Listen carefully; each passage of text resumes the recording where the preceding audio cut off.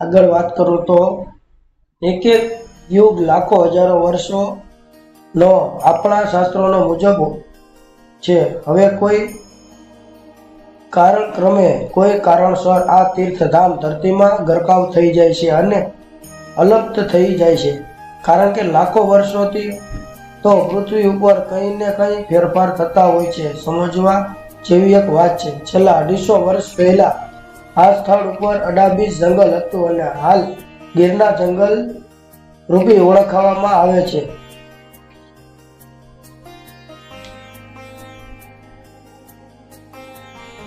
અચાનક બન્યું એવું કે જંગલમાં